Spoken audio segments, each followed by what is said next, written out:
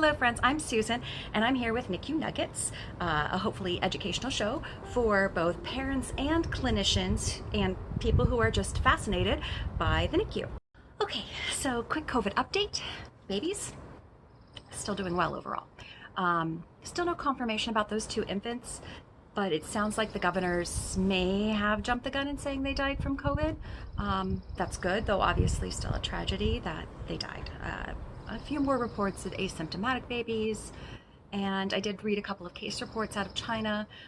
One was a premature baby who did not seem to have a more difficult course overall, maybe mild disease, and there was also a case report of a term, healthy, about 5-month-old infant who was hospitalized and received high flow nasal cannula but didn't even need CPAP.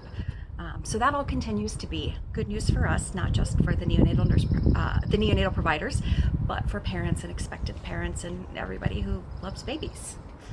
Okay, so COVID is out of the way now. Shall we venture into the mainstream of this evening's symposium? That's a very obscure reference to Tom Lehrer. See? A nerd.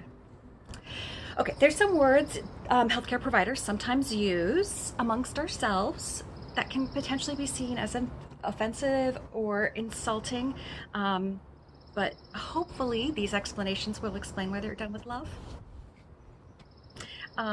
Disclaimer, I'm not referring to your child, I'm not treating your child, and I'm sure your child's caregivers are awesome, so please just trust them and think of this as a generic reference that will feature only published anonymized cases or composites of many infants I've had experience with. First off, I do want to explain that about gallows humor or black humor. That's when something is absolutely not funny at all. And it could be sad or horrifying, and using humor in a way to cope with that tragedy and be able to function at the same time. When I worked at the bedside, the unit had open bays, so if someone was unfortunately dying, most parents could figure it out.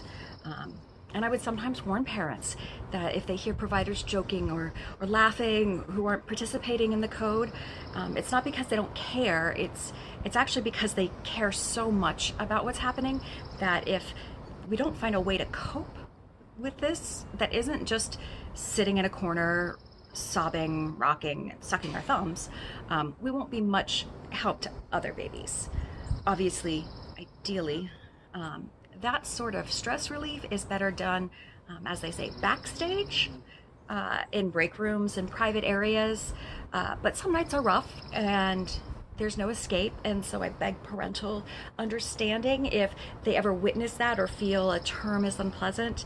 The NICU has one of the higher mortalities in the hospital, just because of all of the critically ill infants that we admit, and not all of them are going to be able to survive. And that can be very, very hard on the staff mentally and emotionally. So if you've heard something that concerns you, try and bring it up in a nice way if you can, or ask your nurse to explain more, because I guarantee you they only mean it with love. Personally, I'm the type that prefers to know about all of these terms and this kind of humor and I'm not bothered by it because the terms obviously exist, and in contrast to some of the terms that they use in adult medicine, sometimes they're never ever meant as a derogatory thing towards our babies. We love our little nuggets just as almost as much as the parents do, and we would never mean anything negative about them. So there's nothing like the no humans involved thing like that. That's terrible. So keep in mind humor, and here we go. Wimpy white boy. My son has the distinction of bearing this term. Yay! That's in reference to survival statistics for premature babies. We don't know why, but of all babies born, girls, on average, do better than boys. They are born with better lungs, fewer complications, and babies whose parents are black do better than whose parents aren't. We initially just had the statistics for black and white infants, but it really is babies who are black and babies who aren't black. It's a range so that, black baby girls do the best, then non-white, non-black girls, then white girls, then black boys, then non-white or black boys, then white boys. That doesn't guarantee an easy course or a complicated course for any one baby. It's just statistically what's been found. So if a white male infant has a mother who hasn't received steroids and is born at 23 weeks, his survival chances are far lower than a little baby girl who is black and, well, of course, steroids, because steroids are awesome. But it's unfortunately just a statistical thing, and at least it's one area of healthcare where black patients have a definite advantage to white patients. And then just a little side story, when I was pregnant with my daughter, I was already on bed rest and I'd been through a complicated pregnancy, and we decided to find out the sex. So we went and got our ultrasound, and I was very excited when I heard that it was a girl, and the ultrasonographer was like, "Oh, you must have really, really wanted a girl." I'm like, "It's not that. It's just that girls do better than boys." It wasn't that I wouldn't have loved a boy too. I just knew that I was going to probably have a preemie, and so I would much prefer them to be healthier. No matter what, I love both my boy and my girl, and they both did pretty much fit the stereotype as being wimpy or not. So when I was searching around in preparation for this show, I was looking at other parental comments about it. I did notice that some nurseries use the term a little differently than I do. They have talked about wimpy white boy syndrome, which I'm not as big of a fan of, which seems like a really minor and semantic difference, but it's a difference. I think it allows clinicians to potentially write off concerns about a baby. I also think the term overall as being more for babies who are over 30 weeks, and really only references birth and sometimes at the very end when they're learning how to eat. I much prefer to apply the term retrospectively than prospectively, just because it is a diagnosis of exclusion, for lack of a better term. I don't want to think a baby isn't doing well just because of their race or gender, and make assumptions and have those assumptions not be true. That is dangerous to the babies, but especially once they're a little healthier and you have parents who are just frustrated and struggling as the babies are learning how to eat orally. They can sometimes be just little wimpy white boys. My son, he was born at 34 weeks. Most 34 weekers do very well and very few need surfactant or invasive help to breathe, but he was a little butt and more than a little immature, so he still needed all that stuff and was just a little pokey about learning to eat. Needing surfactant at that gestation qualifies him as a wimp. In hindsight, he was just a little immature for his age. I mean, really, that sort of thing continues for a long time with boys. Now, I love my wimpy white boy. He's now almost 20 and taller than me, and he's doing fabulous. He is at university, well, when COVID isn't happening.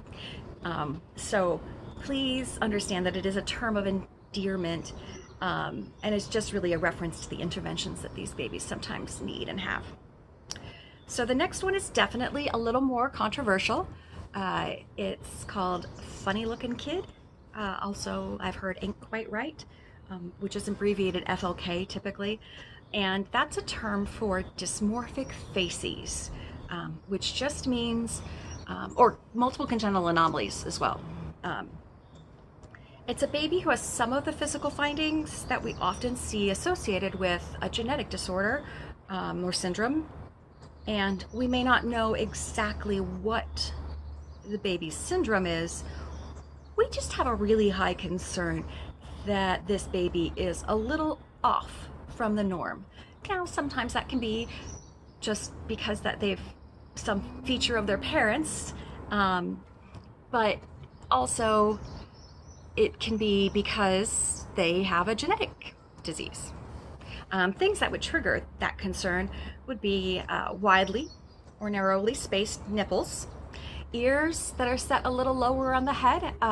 Typically you want your ears, the top of your ears, should be above the line of your eye in a typical person. And so babies who might have a syndrome have ears that are set a little lower on their head, and sometimes they're even rotated a little towards the back, so the lobes are kind of up here, just a little bit. And that is that's a huge hallmark finding of a child who might have a genetic syndrome. Usually cleft lip palate, I don't consider to be part of the FLK as much, and it doesn't usually earn the term because it doesn't have the same implication of suspected genetic disorder, and FLK really is used with suspected genetic disorders. And I can definitely understand why this would sound bad too. Again, black humor. We can actually see some very disturbing malformations, and this is just a shorthand term. Additionally, I've also always related it in my mind with what is sometimes nicknamed the funny baby book, which is really named The Smith's Pattern of Human Malformations. It's a reference text with lots of genetic disorders and examples of how that genetic disorder appears. Like with Down syndrome, many people with genetic syndromes can end up looking more like people with the same syndrome than they do even with family members. And so as clinicians in the NICU, we are always looking for those little signals. Funny's not meant to be funny as a way to laugh at, but funny as an odd or off. Something about the baby's appearance is outside of the normal, and we might not even be able to verbalize all of it entirely, especially if it's a newer nurse who is still learning all the different terms. But when you see so many babies, the abnormalities and the variations can really stick out more. So even if they don't know all the terms, they can recognize it. It's a learned skill. Side story, I saw a flash of the kid from the middle once on a commercial, and all I saw really was that his ear position was low, and immediately I wondered, ooh, he's got to have a syndrome. Wonder what syndrome does he have? Osteogenesis imperfecta, by the way. I also definitely note it when I'm out and like people watching and stuff, and when someone walks by with some of those signs. It's sort of similar to nurses who can't help but evaluate the veins of everyone they meet. I mean, it's just hard to turn off.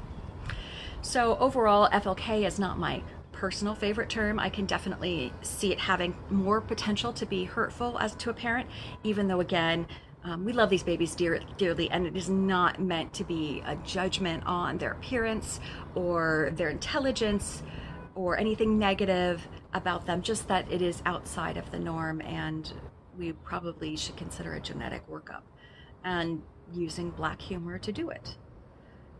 The last term I'm going to cover is actually, I think, my favorite. So, big dumb baby.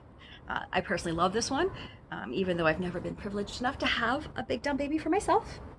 This is in reference to a full-term baby or near-term baby, usually from a gestational diabetic mother. We call those IDMs, infant of a diabetic mother, who didn't have great glucose control while she was pregnant.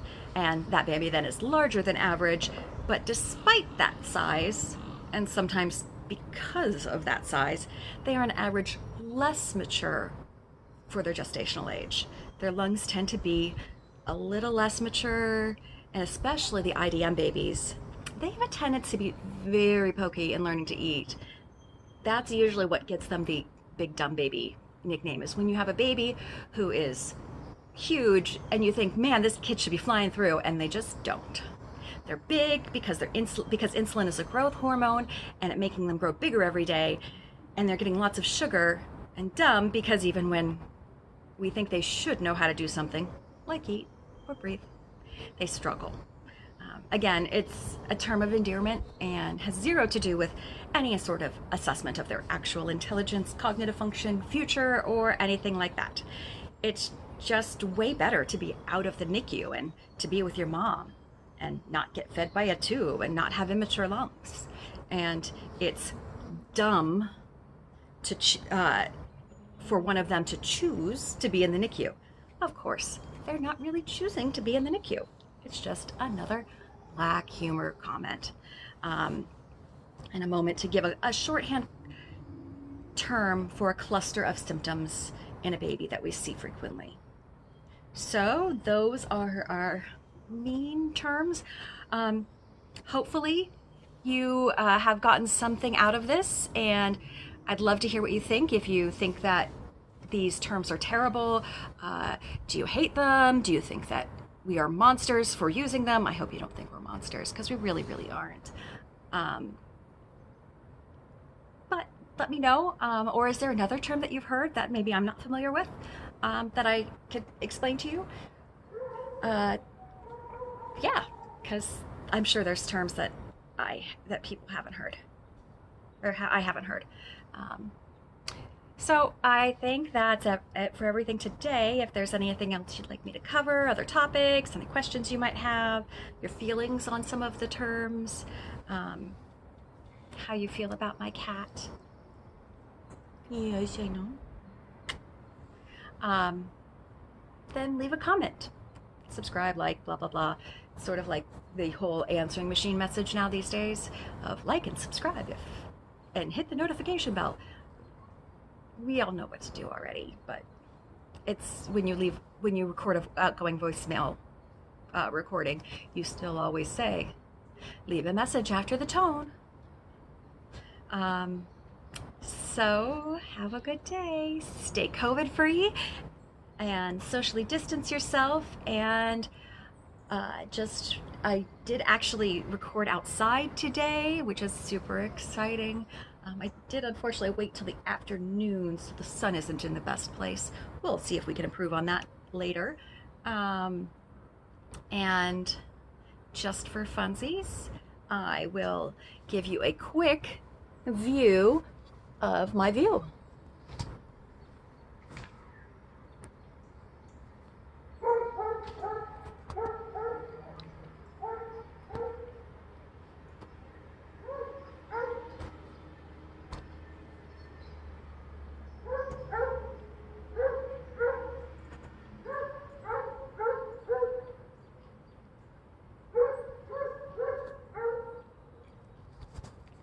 Wasn't that fun? All right, have a good day.